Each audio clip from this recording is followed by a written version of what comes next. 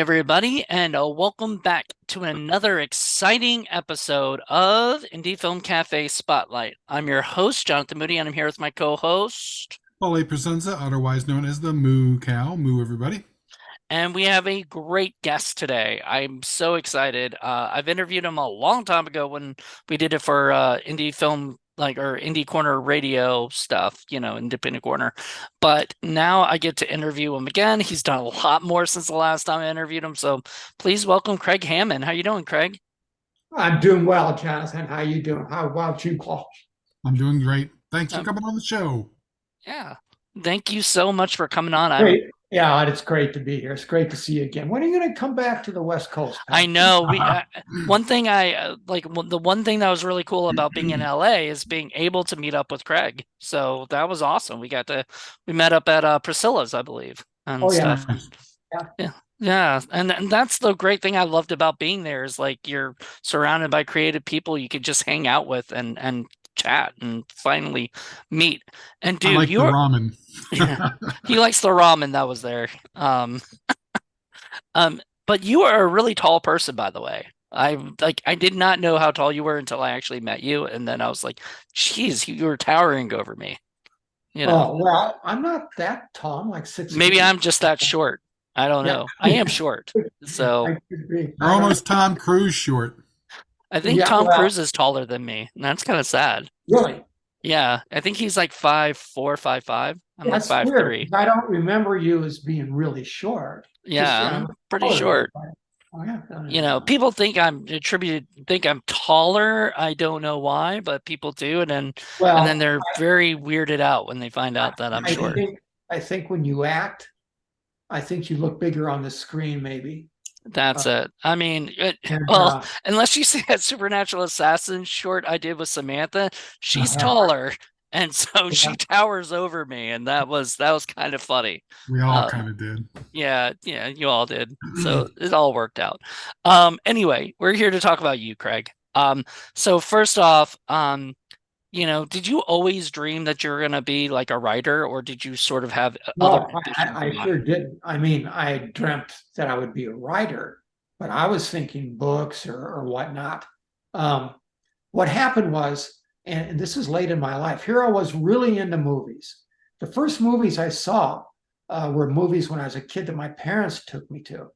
And they took me to a double feature with Bela Lugosi as Dracula and Boris Karloff as Frankenstein. Okay, nice. Double feature. And so that's a great double feature. I know, and I really got into horror movies because of that. And I was always into more or less genre movies because I really liked westerns too.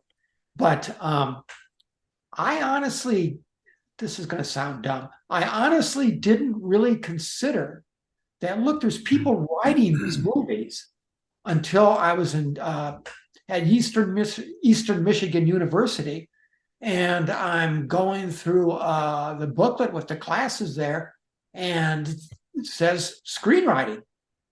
And so hey, I got to do that. I got to take that. And the screenwriter instructor was actually the best man at Paul Schrader's wedding, so I got to meet Paul Schrader too. Nice. Yeah. One thing led to another, and that was it. Then I knew it. That was it. I was going to be a screenwriter. And I even changed my major. I had at the time English lit major. I went to English language major, and I took journalism minor because I had honestly thought about doing that too. I really did think about maybe being a journalist.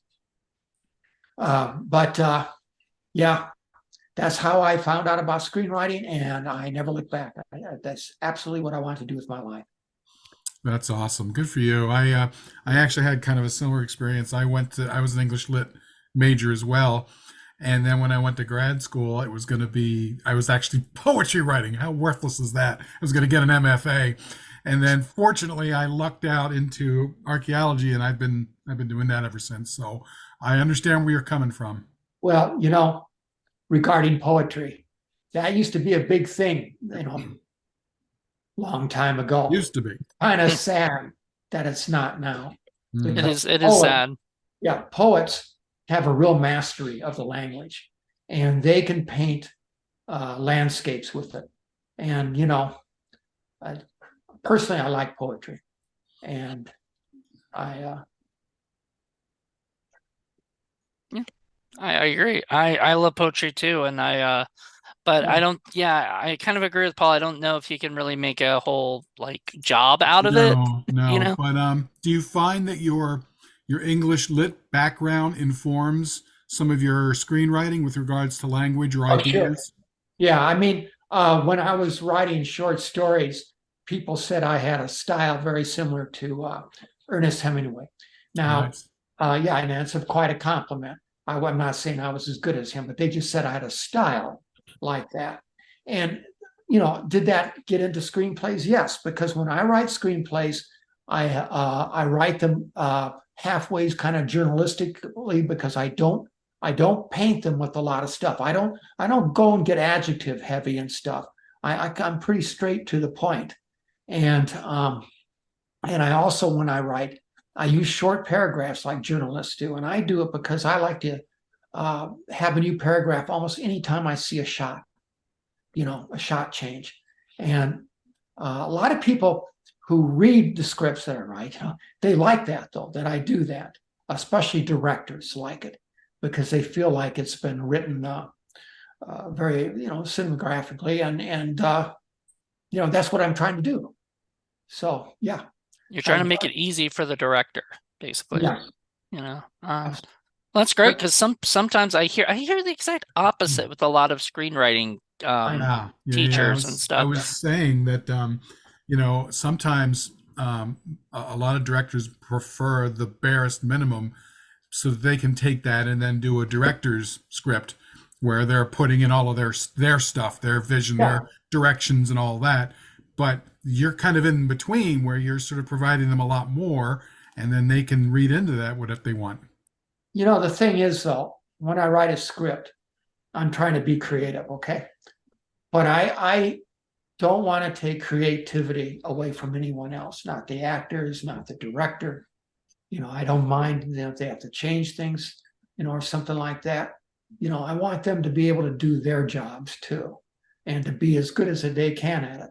So I try to give them a script that is a really good roadmap, a really good roadmap. I do the best I can, and I try to fill in the details and stuff and do that. But after that, Pete Ryder's got to understand that the director and also the locations they get. There's a lot of things that cause the script to change, the shots to change, and so I just try to give them a script that they can work with that if they have to. That's wonderful. I love that. So when you meet Paul Schrader and you decide you're going to be a screenwriter, how many scripts did you write before you came out with like one that you were going to actually do? Oh, that's a good question. Jeez. Uh, Gosh, Jonathan, I don't know if I can even. I would say I'm trying to remember when I wrote them. I would say close to a half dozen. I write a Wow. lot, and I love writing, and I love writing screenplays. And yeah, I was writing screenplays like crazy, and I brought them out here, with me. And one of them actually was a pretty good calling card, but it never got made, and neither did the other ones I wrote. And the ones that I wrote back then, I don't like them now because they weren't really what I'm doing now. And it was before I really understood the craft as well as I needed to understand it. And it was also before I was out here in Hollywood and Los Angeles and around the film industry. So, I mean, it's weird. You live somewhere else. Like I came from Detroit. Before you come down here, you really do think that, you understand the industry. You really understand, how it works. You know how you're going to make it and all that. Then you get down here and then you get the cold, hard reality and you know, it sucker punches you and you have to get your footing back and start over basically, which is what happened with me. Well, And we're We were just Yeah. watching Thou Shalt Not Kill Except, which is Mhm. shot in Michigan and Yeah. everything, Detroit, I think, like area. And so it was Josh Becker, who went to work with Bruce Campbell and those guys. And did you ever know any of those Michigan guys? No, oddly enough, I met the guys that I met, like Bruce Campbell, for example. I met them all down here. Isn't That's that weird? awesome. Yeah, That's I didn't. I never got to know them in Michigan. But yeah, I mean, the people that were doing films in Michigan, uh, I met them down here, and but that's kind of understandable too, because I was kind of confined to a university. Like that's where I found out about screenwriting, and so right after I graduated, I moved down here. In the meantime, I'm writing screenplays, but I have to go to school, so I'm not, up in northern Michigan or anything where these guys were shooting. I have to ask, and I know Moody's going to roll his eyes, but Donald G. Jackson is also from the Detroit area. Did you happen to know him? I have met him. Yes, You met That's him. awesome. He's That's one of my awesome. favorite directors. I'm not rolling my eyes at all because we watch all his movies all the time. So I'm just kind of used to Paul bringing him long up. time ago. Long time ago. He may not even remember me. Well, sadly, he's no longer with us. Yeah, unfortunately. Yeah. But yeah, he was somebody we sort of look up to as far as like the Yeah. indie, kind of guerrilla. Especially because, Well, you yeah. know, as I'm sure you're aware, if you're going to make it in the Hollywood business, you have to retain a certain amount of who you are and what you stand for, but there are a lot of compromises that you have to make in order to really get very far. And those people who refuse to make those kinds of compromises end up being outsiders and mavericks, and they might do their own thing, but they don't ever usually make the kind of success that the other folks do who are able to sort of play nicely in the sandbox with the industry. I got to tell you, though, one thing real important for everybody, writers, directors, actors, whatever. You've got to have a signature. It has to belong to you. Whatever you're doing, you have to have a signature on it so that it really is yours. And then you'll, more or less form a style. But, it's, I mean, look at Sam Raimi.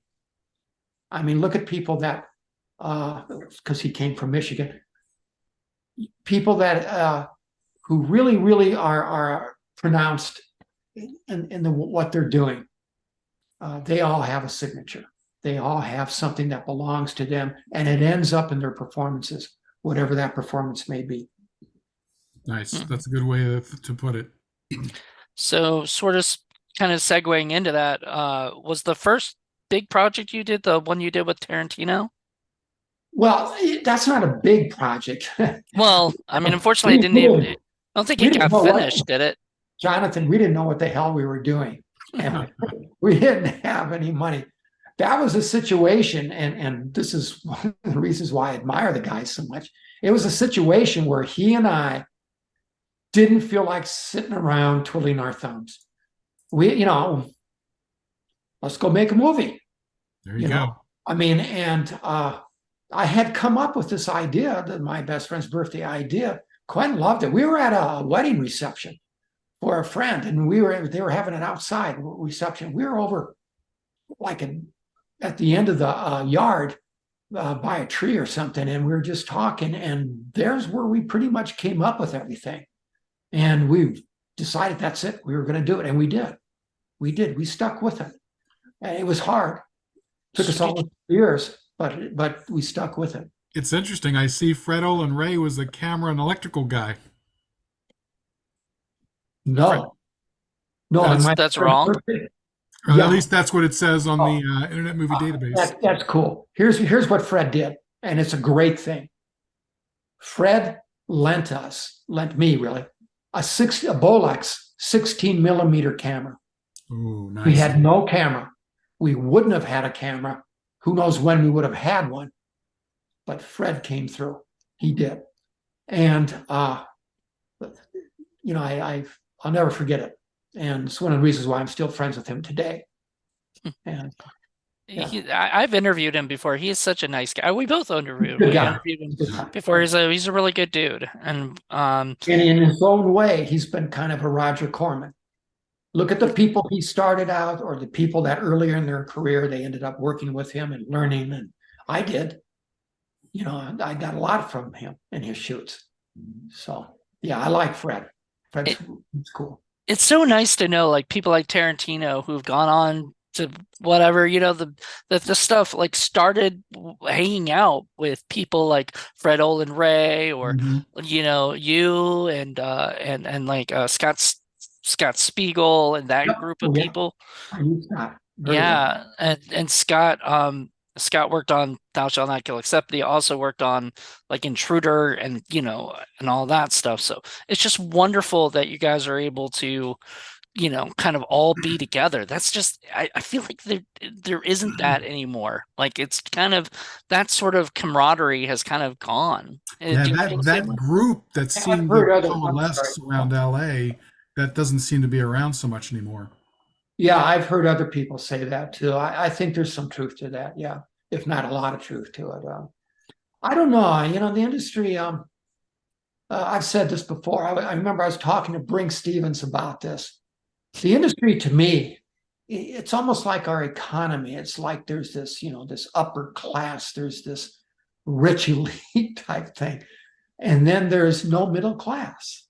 It's now it's all kind of like upper class. It's like just two classes and lower class. And in the independent world, that's where you find people uh, forming a unit and not separating from that, sticking together. And I'm working with some guys right now, director Joe Cornett and a fabulous producer, Alexander Nevsky, who is a really good creative producer. And I've done 4 movies with them. Wow. And no, I haven't. I've done 3, but I wrote a 4th that they're going to be shooting in not too distant future. And I mean, we have, Joe's directed every one of them. Alex has produced every one of them, and I've written them. And that's something you don't find a lot anymore. But we're all kind of, we're all very much in the independent world. So, we like each other's style, and we started working together, and it worked well. Yeah, that's great. And I know Paul is itching to talk about the what is it, the demonic toys versus My next question was going to be, what was it like working with Charles Band and Full Moon and all those guys? Doll Man versus Demonic Toys was wonderful to work on. It Nice. was just wonderful. First off, I got to know Charles Band and got into Full Moon really through my manager, Catherine James, helped, but also my dear friend, Courtney Joyner, who had I done, love Courtney. yeah, he had written a lot of stuff for them. And Courtney, was saying to Charlie, just, hey, man, you really should read this guy's stuff. So Charlie got to do that. And then I had a meeting. And then, yeah, Doll Man versus Demonic Toys took place. And Courtney was actually one of the producers on it, an associate producer, but still, he was working on it. And then also Tim Thomerson starred in it, who's a Nice. great guy that I got to know, and I like him a lot too. And so it ended up being a blast. It really did. And I got to have fun with the script. Some people just don't know how to take that movie, but you know, keep in mind, I gave Baby Oopsie Daisy a monologue. So keep that in mind. That's how you take that film. It's a lot of fun, and it does laugh at itself a little bit, sure, but I really enjoyed it. I did. I enjoyed the hell out of it. It's a fun movie. I enjoyed it. I think it is too. I really do. Baby Oopsie has her own movie now too, like Mhm. or Yeah, series, I I think. actually didn't know that. Yeah. Yeah, it's on like I think it's on the Full Moon stuff or whatever. But yeah, they did a Baby Oopsie TV show or something. As they should. You know, Well, there's several things that Full Moon really became popular for, and oddly enough, demonic toys that's one of the things that the audience liked. I mean, um, well, of course, Dalman too. Anything Tim Thomerson did. Yeah. Uh, Courtney Still. did a great Trancers movie, my favorite one of the group, and that was Tim Thomerson who started that.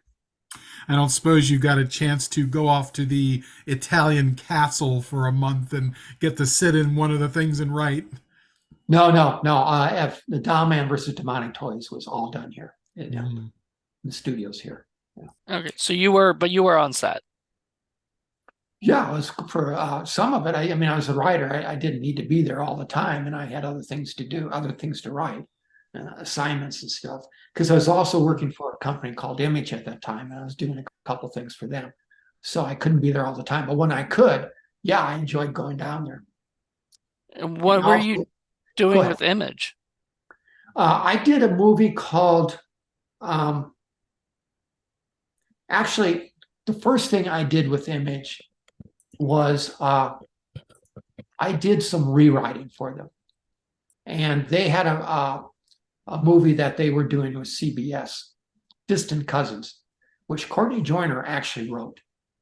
But Courtney could not do any of the rewrites on it at that particular time because he was obligated under contract to work for someone else. And so I ended up getting the job to rewrite. And so I did it. And Courtney did one final polish at the very end, but a lot of my stuff is in there and a lot of Courtney's stuff. It's a really cool television show. It was a television movie and it did very well in the Nielsen's and yeah, I that's what I did for Image the first time. The second time I did a movie that I can't remember the name for, which is really interesting. But then after that, I did like another rewrite. And I also did a small acting gig for them. So yeah, Image was a great experience. The head of Image, Pierre David, is one of the good guys in the industry. He really is. He's someone that when he tells you, I can do this, he can. When he says he cannot do something, he's telling you the truth. He always would tell people up front what could happen and what could not happen. Always like that. A lot of honesty from him. And you don't get that all the time. Mm-hmm. So no, I imagine you don't. And so if you get honesty, you better appreciate it in this industry. Yeah, absolutely. Absolutely. And I see that you also did Haunted Dollhouse, which I have not actually seen. Hey, listen, Haunted Dollhouse is it is demonic toys. Dollman versus Demonic Toys. Haunted Dollhouse was a combination of a couple films that kind of segue, into together. And I didn't even know that was going to get made, but that's cool, and some people really like it the way it is, and some people do not. I have not seen it, to be honest. Not because I don't want to see it, I just haven't gotten around to it. But yeah, that's what that was. I see, because I was going to say Robin Sidney's in there, and Moody knows I'm absolutely adored Robin Sidney, and Phil Fondacaro's in there, and Tracy Scroggins, and Tim Thomerson. So yeah, it looks like a great cast. I haven't seen it, but it looks really good. It's basically what Full Moon did was Full Moon had taken I think 3 different movies, if I'm correct, and kind of just mushed them into one, just cut them up and pushed it into one movie. That's what they did. Was it 3 of them? I thought it was 2, but I think it's 3. I could be wrong. Let me look at the exact thing, but I'm pretty sure you're listed as the first writer. Oh, well, that's nice. maybe it was something. I did Dollman versus Demonic Toys, but maybe one of the other 2 movies I was one of the rewriters on. Because that happens, that you do uncredited rewrites because somebody will say, like, look, we need dialogue polish or something. Yeah, it says that it's an anthology of 3 horror tales. Yeah. So 3, but and Demonic Dollman versus Demonic Toys is one of them. So I'm sure that's probably one of the first ones or so or whatever. And then so I don't know how it works because I haven't seen it either.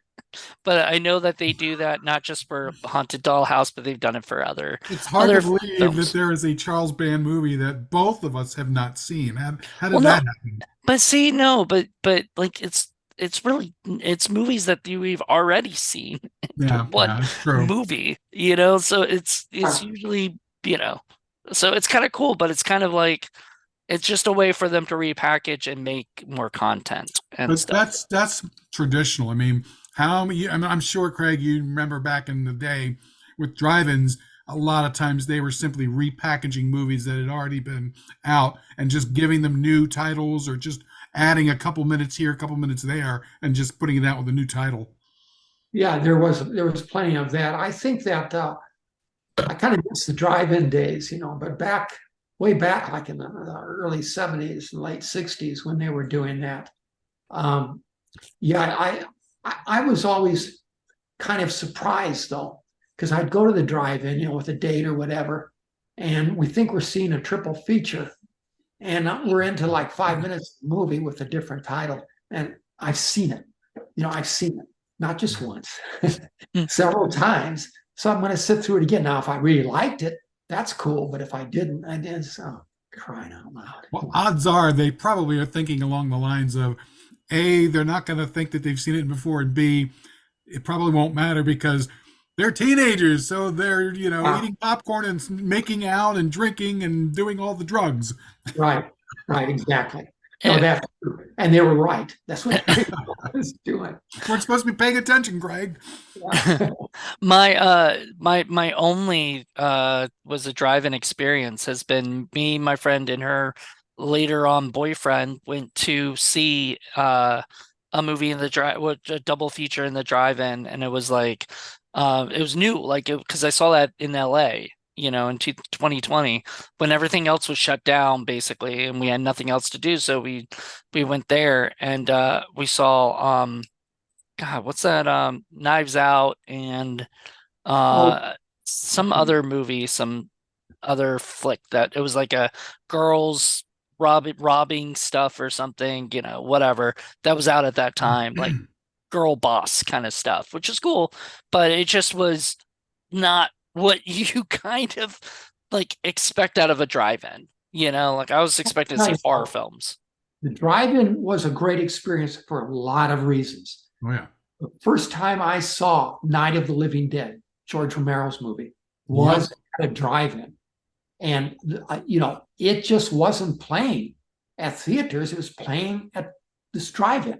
I saw it 19 times Wow. because I loved it. I mean, I just loved it. I loved that movie. I just thought it was so cool.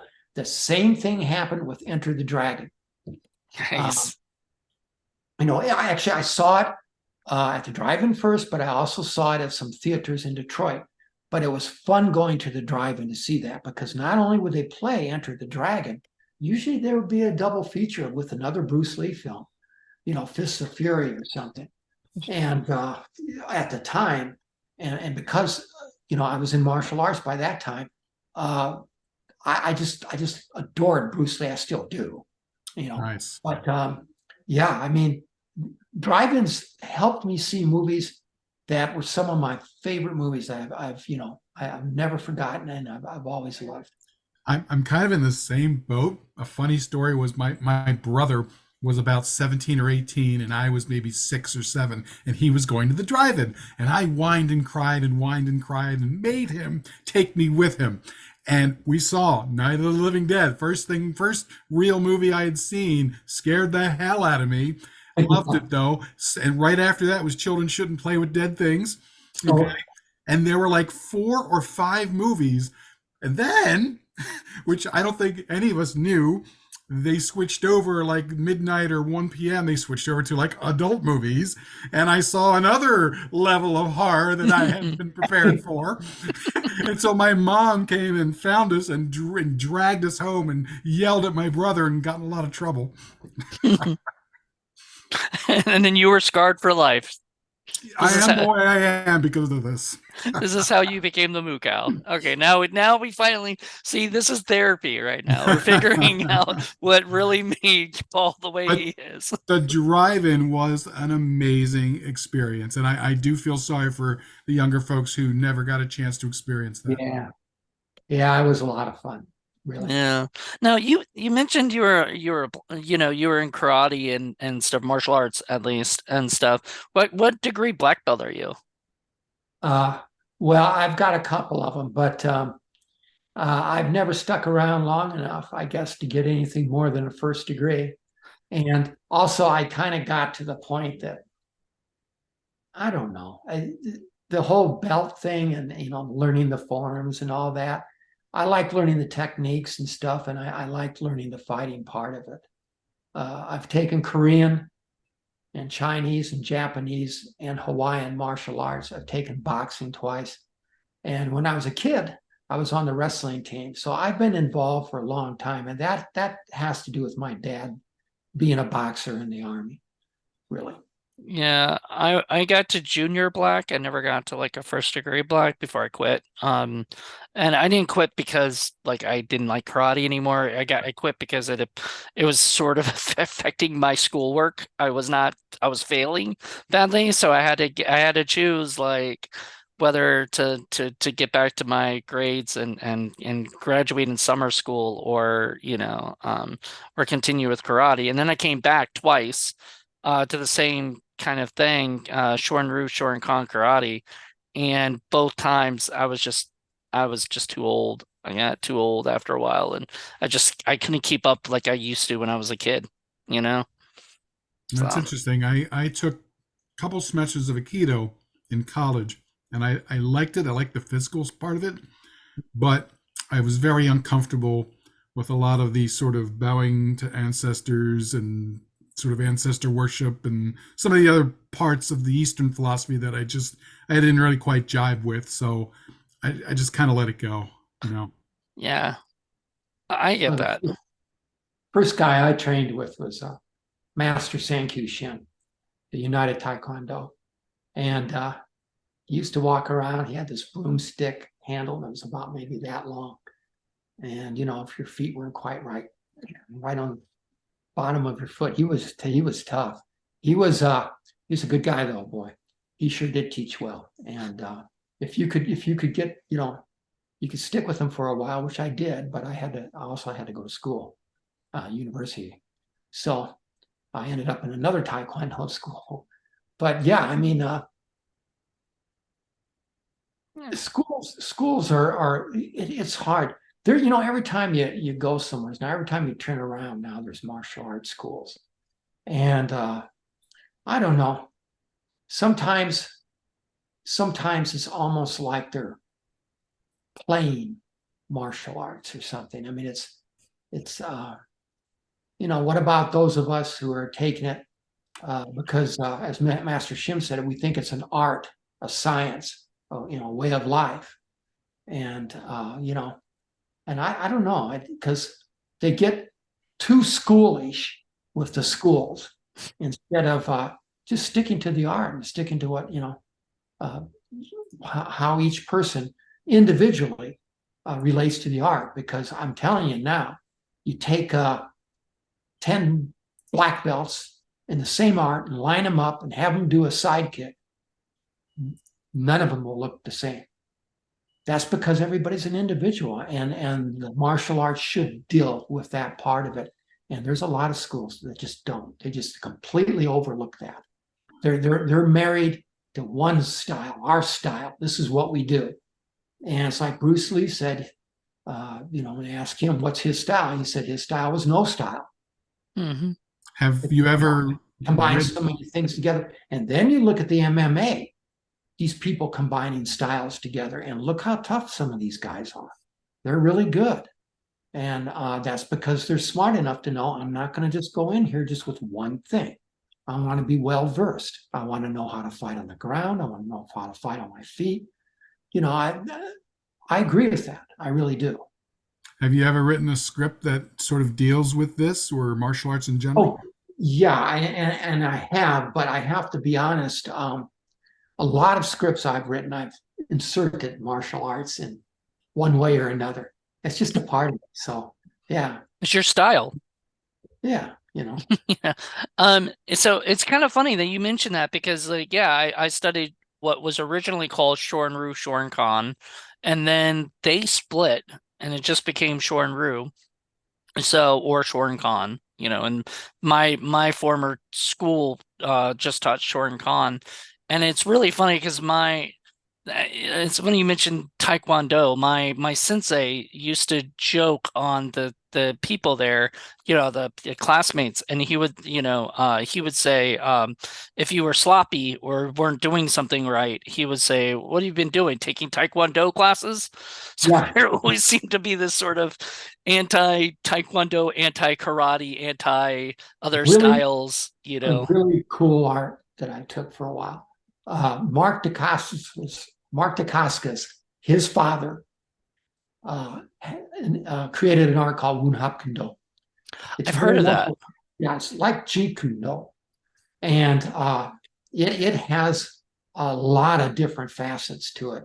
Very creative, and really, really fun to work in. Fun in the sense that it's a real challenge. And I really think that they're again looking at what they do. They don't look at it as if you have to have a rigidity to it. They bring in a lot of different techniques and a lot of different they go to the ground, they fight with their hands, their feet, and all that. And that's one of the reasons why I think it's just a great art, and it is. For Mark sure. Dacascos is just an astonishing martial artist. And one of the reasons why is because he's had access to so many martial arts. He studied all, even capoeira. He has Hmm. studied so many different arts. Only the Strong, I mean, is like one of my favorite movies of all time. Like that's up there, and Great Paul in that. knows that. I love that movie so much. And I got to actually meet when I was first in LA, when I first went to visit, got to Yeah. meet Sheldon Lettich, and he was our first Indie Film Cafe spotlight. So it's Yep. really cool. And he had worked with with Mark and had so many great stories and pictures and different things he showed me on it. It was like it was the craziest thing. Like as a karate fanboy geek, I was just going crazy. You were just saying before the show, I hadn't seen Mark in anything in quite a while. I was like, what's been Oh, happening with him? he's working. No, he's working. He's working a lot. There, oh, gosh, I'm sorry, I can't remember the name. There is a show that's coming out soon that he's going to be in. And no, Mark works. He works all the time. One of the things about Mark you got to understand is that most of the work he does is overseas Mhm. because in America they kind of I don't know they didn't really know what they had with Mark.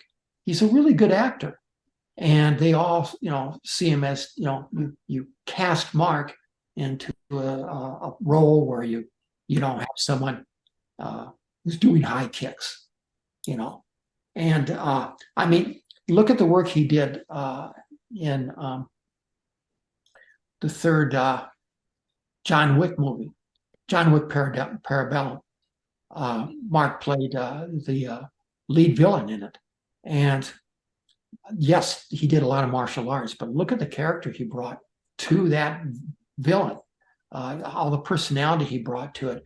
So there's a scene in there where Mark is with Keanu Reeves, and it's just them.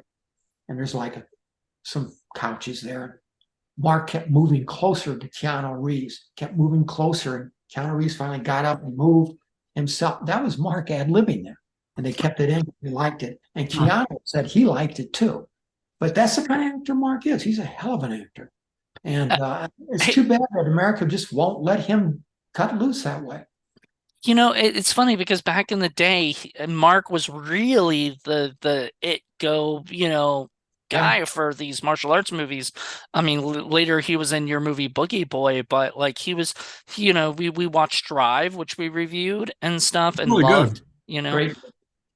He was in he was in a ton of like he was in the Kickboxer 5 movie or whatever, which honestly should not have been called Kickboxer 5 in my opinion, but it should have been a completely different title because it was, Marketing. yeah, it they basically just put that name in there, slapped it there, but he does such a great job and it didn't feel like Kickboxer 5. It felt like another movie with him in it, you know. Another movie he's really good in is Crying Freeman. And I've heard of that. yeah, I mean, that was based on a graphic novel. And he does a heck of a job in there. It's very, very, very kind of arty, not in a bad way, but it looks like an adult comic. The shots have a lot of I don't know, there's a lot of shadows and a lot of harsh tones and stuff, but it's deliberate and it works really well. Yeah, Drive showed me that he could be a really good actor and Yeah, and even do some comedic stuff. yeah, and he sang too in it. Hmm. People didn't know he could sing too. Actually, a very good singer. He unfortunately, I think at one point he did like the Double Dragon movie that bombed sadly, and that was not. But It it wasn't wasn't his a fault. He did a great job in that. I loved him in that. But you uh, know, yeah, it just wasn't that good of a movie, but he was really good in it. I yeah, liked him. yeah. I mean, I reviewed that for Hollywood Knockbusters. I think with Liz Fletcher, and I think we just were just laughing our butts off at how silly it was because I think it was supposed to be for kids, right? Like, so it was Well, supposed to be it was really, supposed to be, there was a lot of humor in it. Yeah, there yeah. was. Well, Craig, you're just going to have to write a fun martial arts musical and have Mark Dacascos star in it. Yeah. No, I don't think I'll be writing a musical anytime soon. Sorry to disappoint you. Well, that actually does sound like a great idea. So if somebody wants to make Mark Dacascos do a musical, Has I would be anyone down done with a that. martial arts musical? I mean, come on, it's waiting to be done. Yeah, I don't think that has been done. I think the people who write martial arts don't write musicals.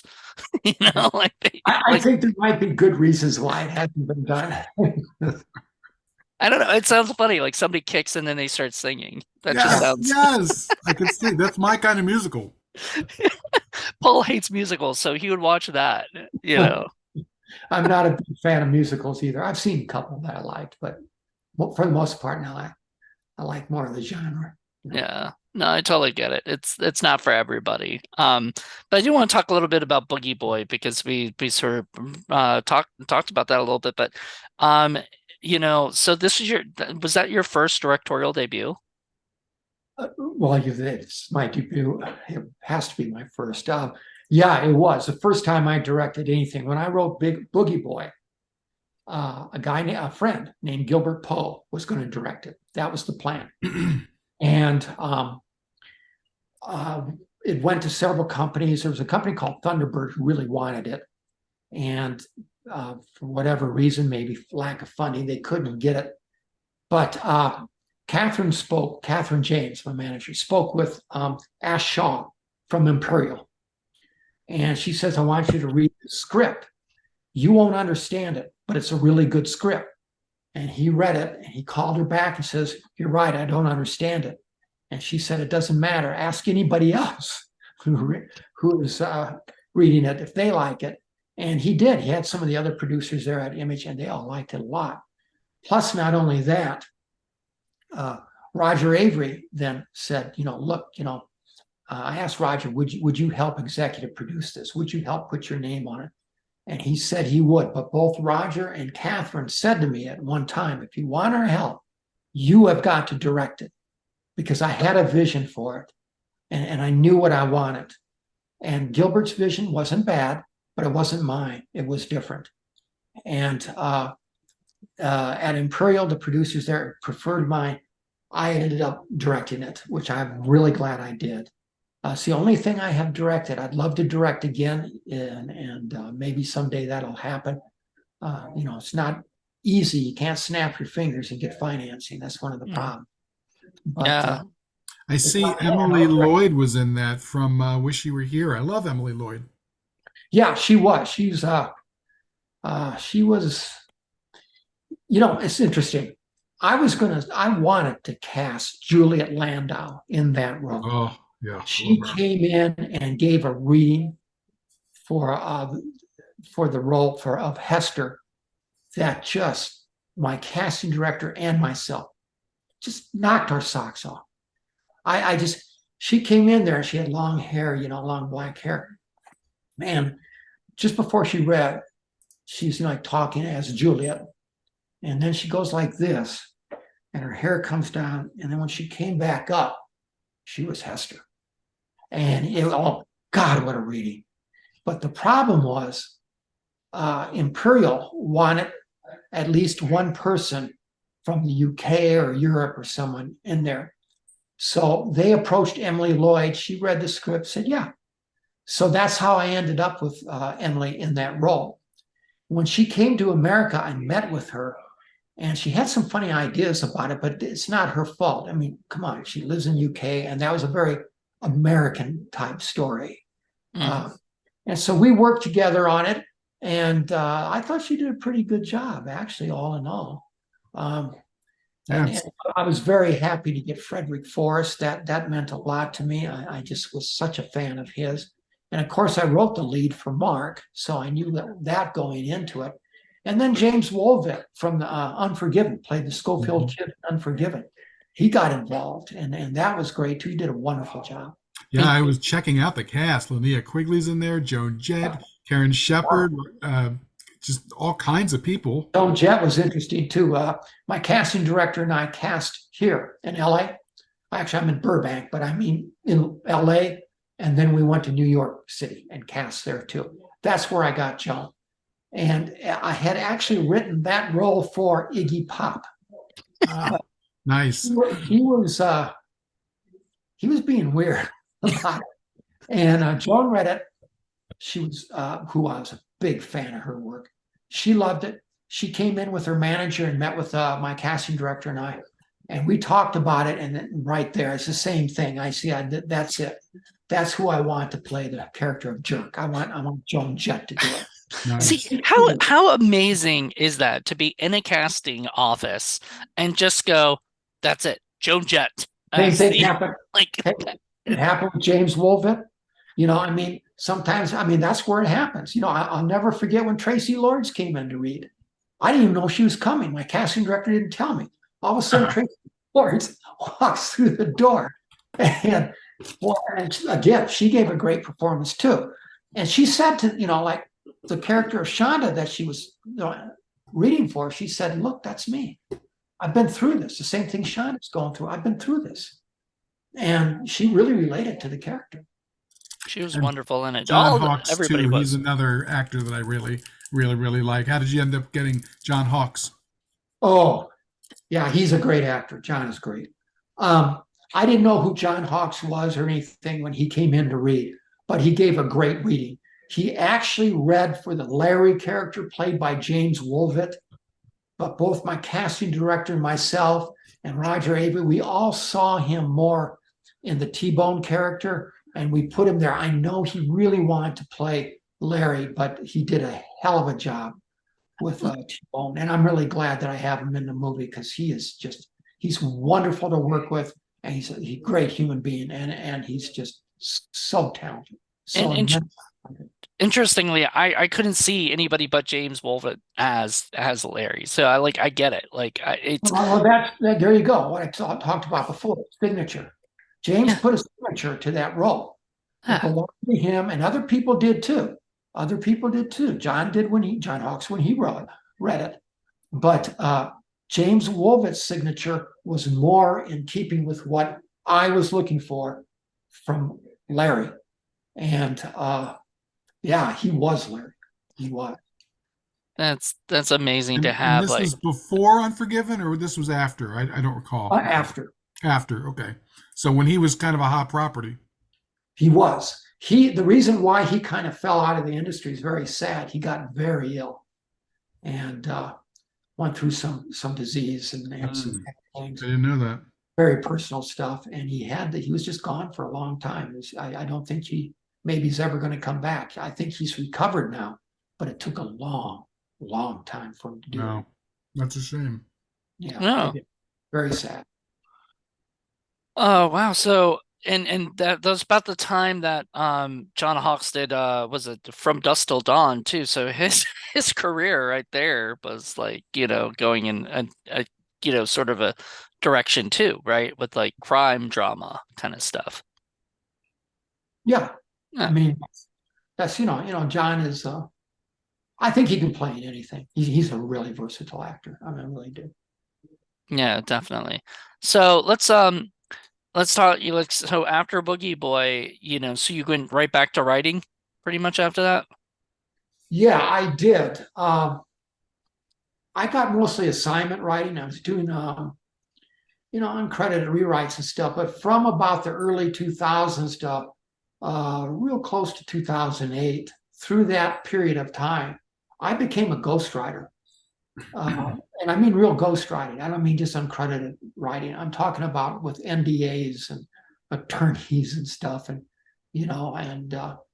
I did that partly because I just love to write, but really it was because when my manager first got that for me and she asked me if I wanted to do something like that, the money was really good.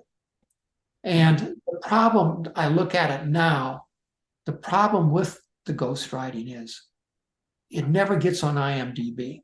Mm. And,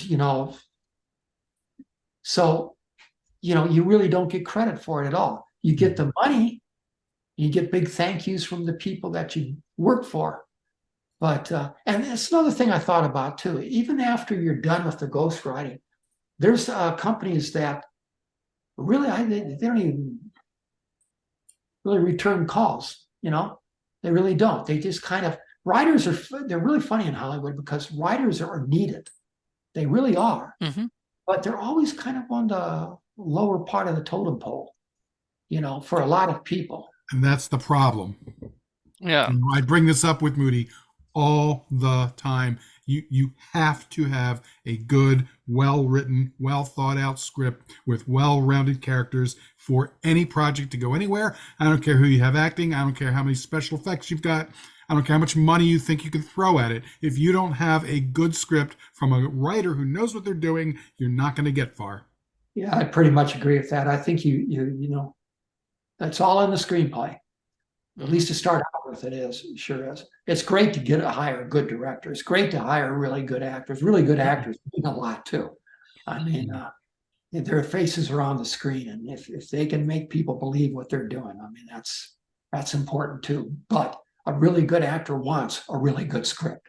Yeah, and that's the thing. You've seen The Player, I assume, the Robert Oh, Altman movie, where they have the studio people say, "Oh, why do we even need writers? We'll just grab stuff from the newspaper. It writes itself." That is so cynical but true. yeah, That's that's how right. they feel. And are you afraid nowadays, like, because are you a member of the WGA? Not right now. Okay. But are you afraid at all like AI is going to be like the Yes, thing I am that's going to very take much, your job away from you? very much so. Yeah, the AI thing for me. Some people act like, hey, nothing's going to happen with it, but it already is. And there are people out there who feel, they're going to, you watch and see, they're going to feel like, oh, we can save money, have an AI write this. Why do we need a writer, to pay an extra amount of money? AI, say what you want. I don't care how good it gets. It's not human, does not have a human experience. There's no way it can understand from 1 minute to the next what people really feel. And I'm not happy about the whole AI movement. And Yeah, that includes these people who think, hey, we can replace actors, have all AI movies. Oh, you've got to have human beings in there. yeah, There's some movies like that you could do, but It could be sweep through the industry like that, oh hell no. the it could be a fun problem is that gimmick. a lot of these movies for Hollywood, especially, I mean, let's face it, they are basically formulaic stuff where it's the same thing. It's cookie cutter. I can understand why they would lean towards an AI because AI can't do anything other than be cookie cutter. It's just going to take what something has already done. It cannot create anything new and interesting like a human can. I agree, and there are big movies that are coming out that are in a universe of their own. And yeah, you look at them and there's similarity between movie after movie, same beats, basically the same plot in a lot of ways. And that's what they're going to get from AI too, in my opinion. Yeah, and what they need to do is instead of going full force on AI or anything, is why don't you pay writers to write something good? And maybe not give a timeline for when things are supposed to be done. And that's what I love about what James Gunn had said on one of his tweets. James Gunn had actually said in one of his tweets that the new Superman movie was going to be done when the writing was good enough for it to be done. That's Yeah. what he said. He said he's not giving it time. He's not giving a date for things to get set up. If whenever it's ready to go into production, it's going into production, but only until the script is good. And we need more people like that. We need Yeah. people to like That, say that that, stuff. that might be right, but the problem with that is, when people put movies together, it's not easy to do. There's scheduling, and you're trying to get certain actors, and then to try to get them, like, are you working from this month to that month? And they go, yeah, unfortunately, I am. I even had that problem with Boogie Boy. There were some people that, we were thinking about signing that could not be signed because they were not going to be available while we were shooting Boogie Boy. So I mean that happens too. And then and with deadlines, I think if you're a writer, I don't care what you write. If you're writing journalism, if you're writing books, movies, you have deadlines. That happens, and you have to meet those. And the deadlines have to do with the entire project. There's reasons why you have to get it done. The distributors, for example, we want to bring this out at this time. Well, if they want it out at that time, you've got to get the film done by a certain time too.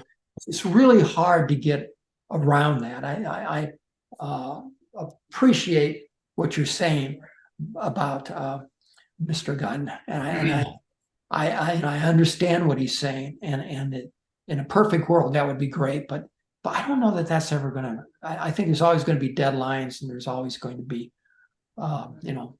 release dates, and I like to think, though, that if you come up with a really excellent script, let's take, for example, I'm just out of thin air, a movie that I thought was an excellently written movie, LA Confidential. That yes, gets floating around. I would imagine that there are actors who are going to say, I don't care what my schedule is, put me in that they movie. can't. No, they're under contract. They can't break their contract, and if they do, they'll get a reputation for doing that.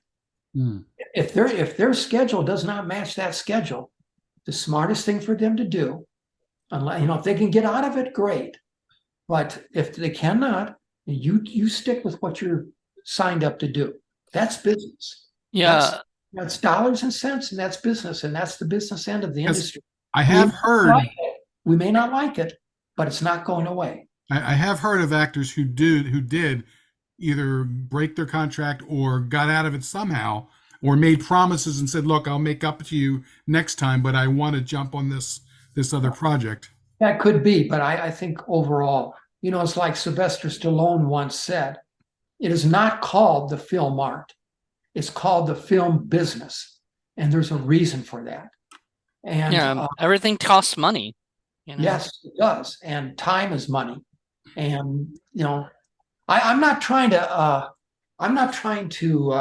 side with, the big guns that have all the money. I'm just saying that any film you do, I mean, it can be a project that three of us are doing or something. We have to have organization.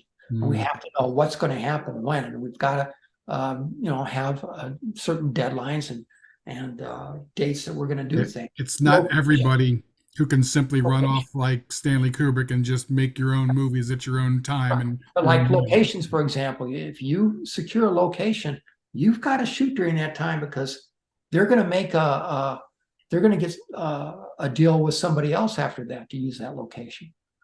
So yeah, that's all what it goes into it. That's why we love Donald G. Jackson. We heard a story with Joe Estevez where Donald would just call Joe up and say, "Hey, do you want to film today?"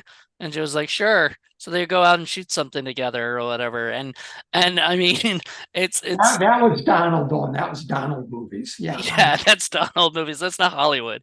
But that's, that's why we love that kind of stuff because like who thinks you could just call up Joe Estevez of all people and just say, "Hey, do you want to shoot a movie today?" We Donald love Joe Jackson. Estevez, by the way. We Yeah. got to interview him too, and he's wonderful. You told Ever us work that with him? story. So that's awesome. Did you You ever know, work with him? pardon me. Did you ever work with Joe Estevez? Oh no, I did not. I Mm. have I've not done that. you should. I mean, if you Yeah, ever he's get like great. a role that is right for him, He's a or lunch whatever, pail it's kind of actor. Will show so up, wonderful. do whatever he needs to do, and he's good. He's really good. I've heard that, and I've seen his work, but I can't make the decisions myself to, Sure. Right. Unless you're directing like you did with Boogie Boy, you can't really do that. Yeah. But it's wonderful. It's wonderful that you're able to go out there and write, movies for like all these production companies that are just basically for you, their work, their art, and everything. And people, have you ever been, you don't have to say what it is, but have you ever been sort of disappointed by anything that somebody's made of yours? Oh yeah, yeah, I sure have, and I would rather not say. Yeah, you don't have to. I just But wanted to know that. I there was one film in particular, and to be fair, there were two writers, but I was the first one, and I guess the difference between it would be uh, what I wrote was probably would be rated a hard R. What they ended up releasing was like a soft PG. Yeah. And the things that I was trying to establish with the bad person and the crimes that were being done and stuff was just, I don't know. It was, in my opinion, so much less than what it could have been. And the movie wasn't reviewed well and didn't do well. Mm. I hate when I hear that like production companies don't like let the writer know that they don't want a rated R. Like I wrote a script when I was in LA for a friend of mine. I'm not going to say who or what it was or whatever, but I wrote a script for my friend and I was giving him the pages, 10 pages a day, basically, and just sending him the pages and stuff for him to view. And he would give me notes about what he wanted me to change and everything. And then he goes to his producers and he said, and they take a look at the script and everything, and they say, "Oh, well, we didn't want a PG-13 movie." Well, that's what the guy told me to write. So I'm like, "You told me to write this." He goes, "Well, we'll just save this for another time and do it ourselves or whatever." I'm like, "That's bullshit. You should." That was time wasted. He never paid me. I did it to be nice, and now I'm like, from now on, I will not do anything for somebody else unless it's a project that I'm producing for free. Like I'm just not going to because it's just a waste of time if nothing ever happens with it. You know. You should not do anything for free if you True. can. Because I could not make a living at this if I didn't get paid.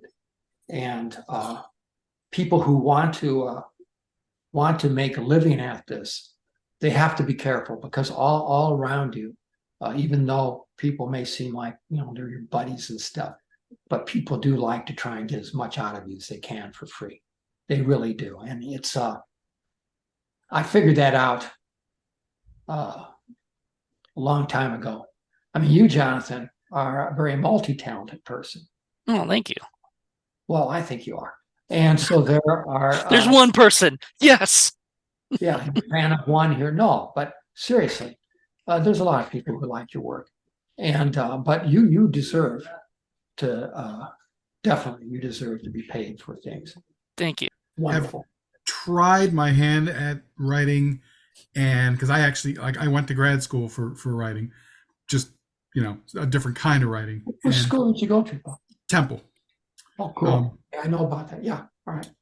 And the thing is, form. The form is always a blockade for me, and I find I have difficulty doing that and difficulty doing exposition and stuff like that. Dialogue, on the other hand, I have no problem because I can create characters, all kinds of characters, and I know how they think, I know what they say, and that's no problem. But it's putting them into a structured environment that is very problematic for me. And I don't know how do you deal with something like that? I don't really have the same problem. I mean, I've been hired a lot to punch up dialogue because I write, people think I write pretty good dialogue too. But my screenplays are in my form. There are basic rules you have to have. Why do you have to have? Well, you've got to have interior or exterior. You've got to have titles up there. Why? Because the crew needs to know, you know. I mean, the first AD needs to know. I mean, the producers need to know. They need to know what's inside, what's outside, where is it taking place? Is it day or is it night? And then there's certain things that you might want to make sure that you have in your scripts. But you know, look at a guy like Quentin Tarantino. Now, Quentin doesn't write just a typical Hollywood script. He used to when he and I were buddies in the 80s. I told him once, I said, you know, because he would write so much damn detail. Hell, the scene would take like 3-4 pages. You know, even a scene that could be in one page. So I told him, you know, you don't need that. All you need to do, Quentin, your style, what are your characters doing right now? And what do they have to say about it? And that's especially true with him because his dialogue. Mm-hmm. And so, I mean, yeah, you know, style is just like in martial arts, what Bruce Lee was saying. You know, his style is no style. You learn the basics. You're supposed to do that, and you should. You want that for your own education. But then you attack it by, you know, with your style. I think if you try doing that, you'll have, it'll be a lot easier for you. Exposition. Paul Schrader once told me about a script that I forget what it was, like interior shed, and the only description was shitty. And the guy Nice. had a conversation with the two people. You know, that tells you really all you need to know. Right. Yeah. Well, I think my problem was, you know, when it was introduced to me in an academic environment, it was things like, you know, the has to be so many indentations, then you have to count them all out to center your Oh, thing. that's ridiculous. This Yeah. font has to be there and no other, Well, you know, that kind of stuff. but in right nowadays, because when you were doing that, was that was the 90s, right? Or so that you 80s, were late 80s, early late 90s. 80s, early 90s. When you were doing that, we didn't have the internet, you know, and all these amazing script writing softwares that people have. In fact, Paul actually got to experience co-writing a little bit with me. It was We're fun. still working on some stuff, but like, you know, on a project, and we did it through Writer Duet, which is just an amazing thing because it formats itself, and all we have to know is like A to B to C, you know, and stuff, and where to go from there. So, do you feel like software has helped you at all, Craig? Oh, God, yes, of course. Yeah, it helps a lot. There's good software out there, you know. And yeah, I think it makes screenwriting a lot easier. I Yeah. really I like it a lot. And then also when you look at today, you know, you're talking about like the 90s. You look at independent artists today. I mean, there's a whole different, you know, this is different now. You're shooting on a lot of digital and you know, that type of thing. And there's more freedom. You know, it's okay to step out of the rule book, and you know, there's all you really need to do in a screenplay. You know, again, you need to understand the structure of it, because when you write it, people have to know. They have to be able to organize it, and that includes the crew as well as the actors understanding what's going on. Because I mean, my MA thesis was 225 pages, so I know the amount in writing is not that big of a deal. But it was the format. The format for writing that was so much easier than me trying to squish stuff into this. You know, every little thing had a certain rule, and you know, I just couldn't get my head around it. You know. I understand. I know what you're saying. And they're done that. Yeah. Have you ever taught writing to anybody else, or to like high school kids or college kids, or have you considered that? Or because I know that there are folks out there who do that. I just, oddly enough, I just did a session with some college kids who are writers. Somebody invited me to do that. It's the Boston University in Los Angeles, Nice. and so that was interesting. They had some real good questions and that type of thing. But aside from that, I have never done any formal teaching for anything regarding screenwriting. Hmm. That's great because that's the new generation, of writers or whatever. And I mean, we kind of live in a different world, especially, you doing movies in the 90s, and now you're saying before, like today is completely different. I mean, we do have the, advancement of being able to just go out and make the movie. You and Tarantino did that yourselves, but you had to go get a Bolex from freaking Fred Olin Ray. Nowadays people can just buy one for like $1,000 or less, or use their iPhones The and make a bullets movie. we had would only hold 100 feet of film. So that meant every 3 minutes we were changing canisters. It's quite a challenge. I know, like I've heard the curse of the Bolex basically, and how and how loud it is, and you have to shoot Mhm. sound A friend of differently mine made from. a really, really nice one for it, though. It really, really hit the sound. That's great. I love that. And I've seen My Best Friend's Birthday, or what I guess what we can see of it that's online and everything, because I think some of it got destroyed or something or I don't know that. lost. I don't know that for a fact anymore. I've been told by somebody who should know there never was a fire. I'm not sure what's going on. I Huh. don't know what the film canisters are and stuff. Oh, so just Tarantino just hit it, so nobody would find it. No, I don't know that that happened either. I Uh, really don't. I'm not so sure. I mean, Andrew Ross wrote a book about My Best Friend's I love Birthday. Andrew. Andrew's a nice guy. Yeah, he is. He's great.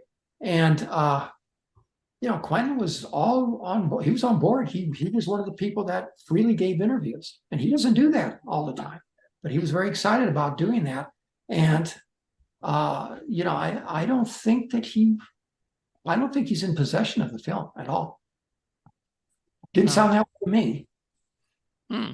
Weird. So yeah, well, kind of sucks because I mean that's somebody's first baby, like. Well, even if it is on a Bolex, which I imagine is incredibly limiting, I know Ray Dennis Steckler, who's one of my favorite directors, he would have to get ends.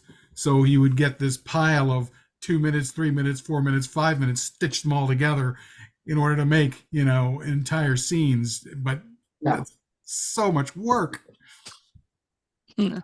Yeah, and you think about today, and it's just It is not cheap. that like that, Now, Accessibility nowadays is so much better. You have so much more freedom.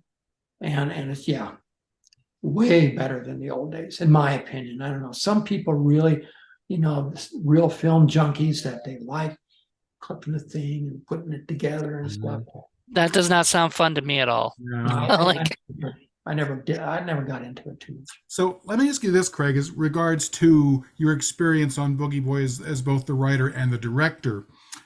Was there a time when there were certain scenes that, when you wrote it out, seemed perfectly, cool, and it wasn't until you actually shot it that you thought, maybe if we did this a little bit different, and then you sort of edited yourself and found a different way because the way it looked turned out to be just different than the way that it was written?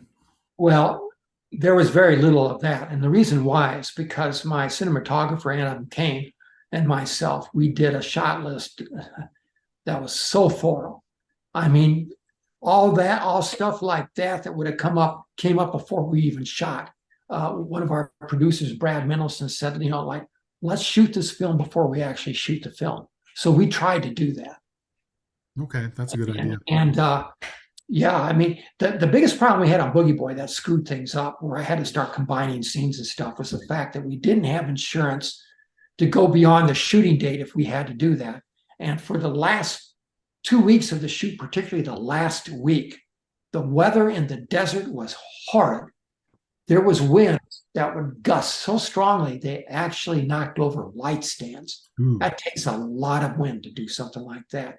And the noise, and we had one day where we couldn't shoot at all because there was a dust storm that was just astonishing. Mm. We had a quarter of a day lost because of the same reason, and half of a day because of the same reason. And then I started having to combine scenes together, and I had to come up with things like that. But aside from that, pretty much everything. When I went into, when I got on the set of Boogie Boy, again, this is another case. I didn't know what I was doing. I never directed anything. I didn't even know what to do. Fortunately, first AD came up to me and said, "Okay, this is what we got going today." I mean, I was lost, but I got into the groove of it fairly quickly, and the stuff that was happening out in the desert was really, really disheartening. But I think we still got. I don't think you can tell. I think if you watch the movie, you can't tell that some things have been combined together. We had to shove them all in one scene. I don't think it really shows up. Yeah. Was it really like fun for you to say action for the first time? Yeah, it was fun. It was daunting too.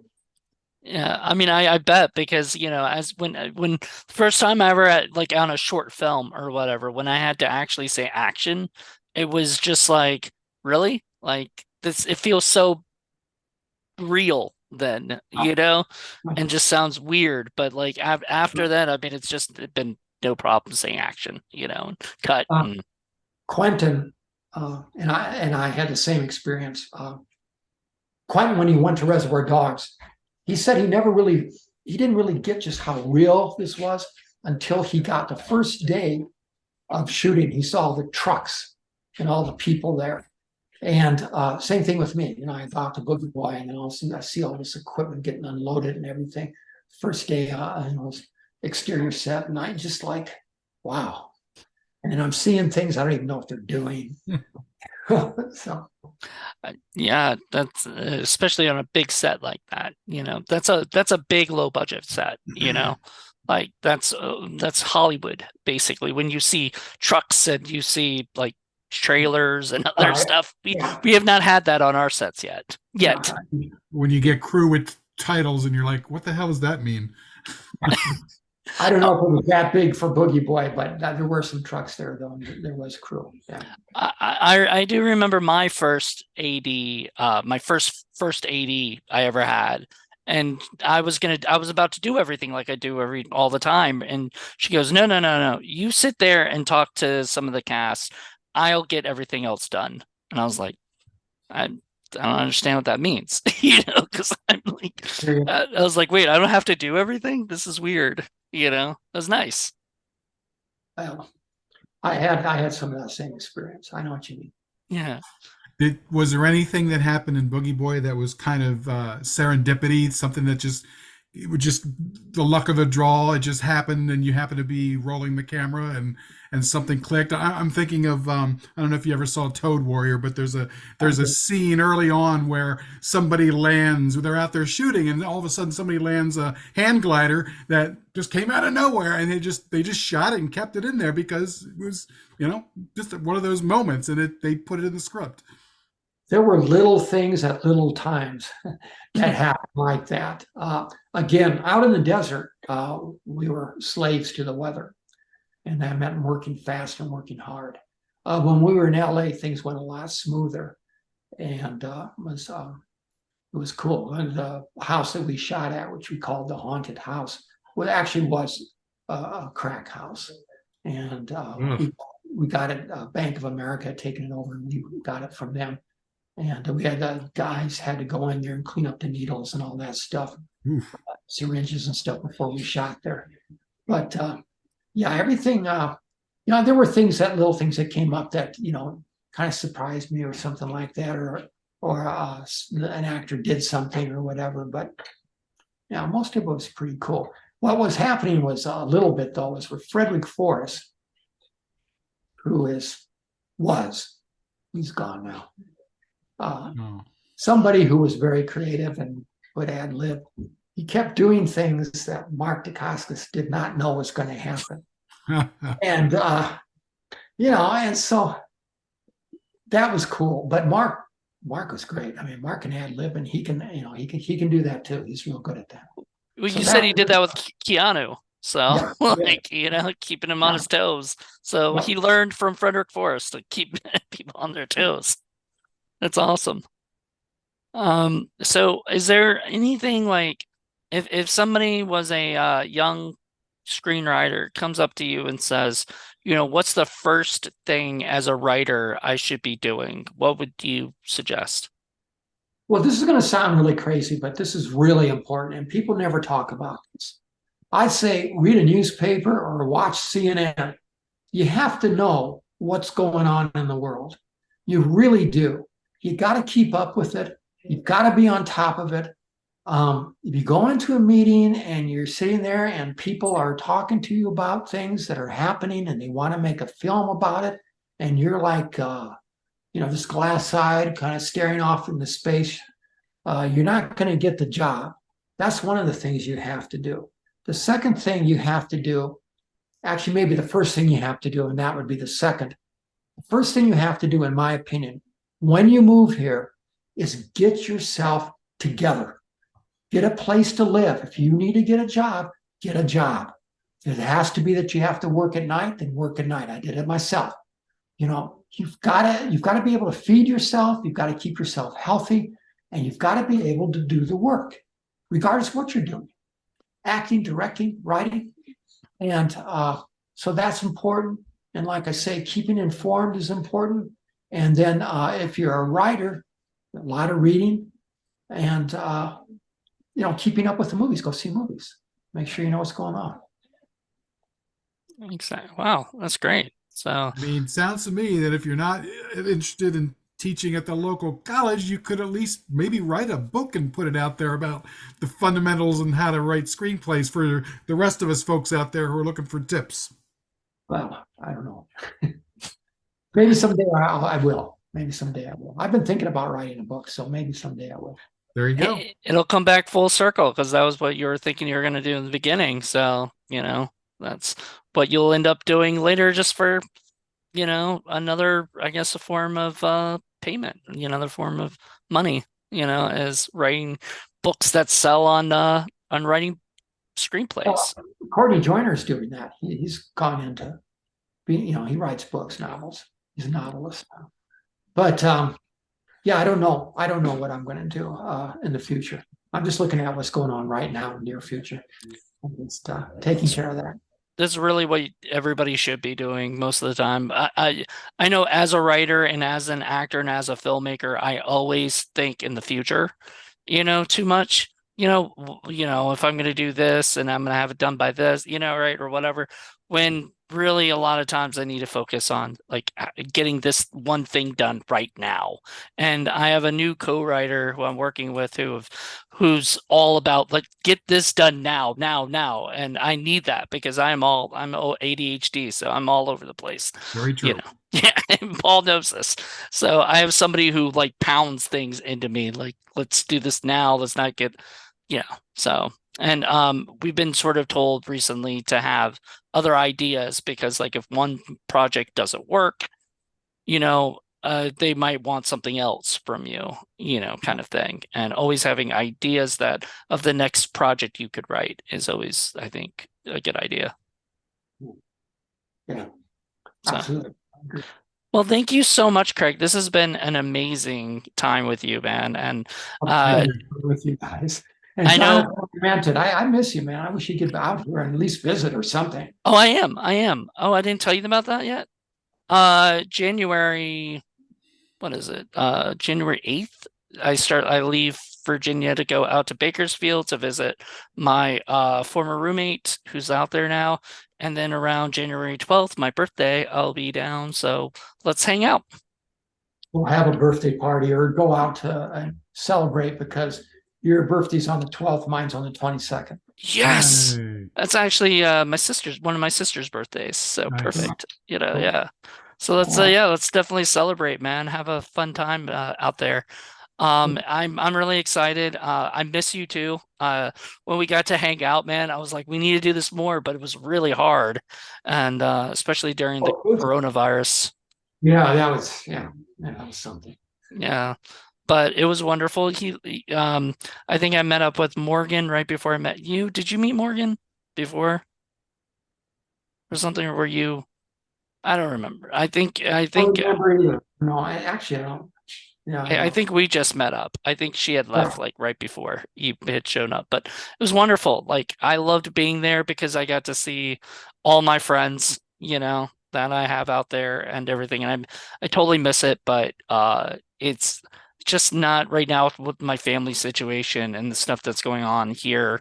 I've got to stay here for a little while and take care of some things. But when I come, I'm moving back, dude. It's just going to be a matter of some time. So it'll Okay, happen. cool. I just look forward to seeing you. I do. I look forward to seeing you too. So we'll make that happen. And everybody, thank you guys so much for joining us. Hope you guys got, I think you got a lot out of this. There's a lot of information That was in great. here. Yeah. So, and thank you, Paul, for co-hosting, and everybody, join us next month for a brand new episode. Until then, everybody, bye. Bye.